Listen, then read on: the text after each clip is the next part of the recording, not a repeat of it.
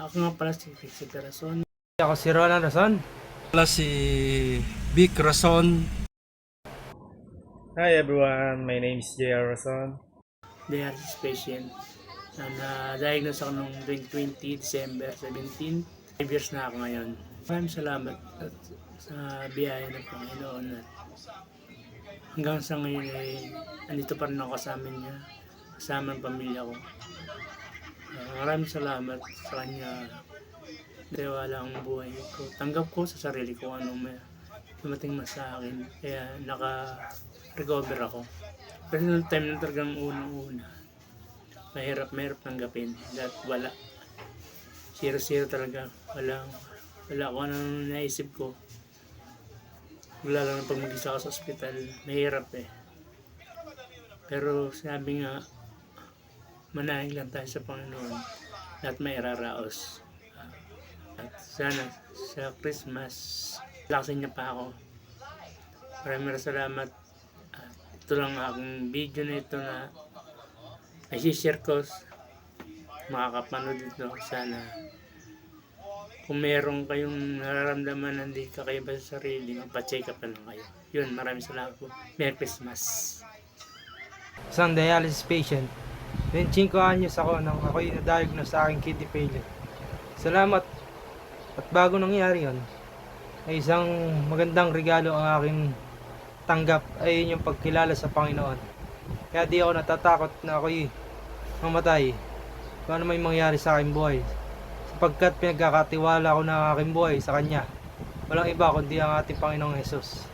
Kasakit po ako noong 2023 sa aking balakang. Sa sakit ko po ay fat disease.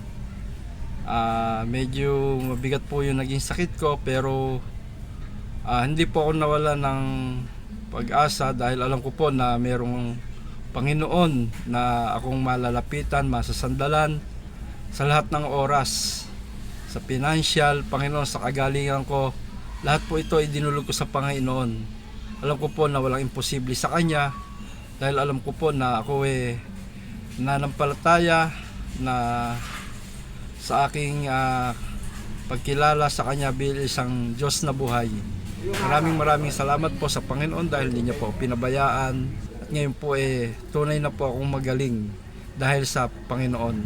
Kaya po nagpapasalamat po ako na bilang isang anak, bilang isang Kristiyano, nagpapasalamat po ako sa mga tao na ginamit niya upang makakilala po ako sa Panginoon. Kaya po magpapatuloy ako sa pananampalataya, magpapatuloy po ako sa mga gawain ng ating Panginoon. Amen. Salamat sa gift na binigay sa akin ng Panginoon, lalo na yung pananampalataya sa Kanya, yung faith. Talagang yung dumating yung pagsubok sa aking buhay ay nandaan niya na yung aking puso at isip at yung spiritual. Talagang di ako pinanghihinaan ng loob. Siya yung nagbibigay ng pag-asa sa bawat araw na ako'y lumalaban sa aking karamdaman. Yung love na pag-ibig na pinapadama sa akin ng Panginoon ay aking damandama sa mga taong ginagamit niya habang nasa posesyo ako ng aking paggaling. Ang dami niyang pinadala upang ako'y tulungan. At ang unang-una dyan yung aking pamilya sa pagmamahal nila at suporta.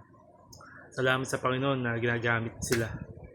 At sana kayo rin matanggap nyo na ang best ever gift na matatanggap nyo. Hindi lang nitong darating na Christmas, kundi sa pang-araw-araw na buhay natin. Kami ang natanggap namin ay si Jesus Christ na siya ang Lord and Savior namin sa aming buhay. At sana kayo rin matanggap nyo na ito. And thank you everyone. Merry Christmas.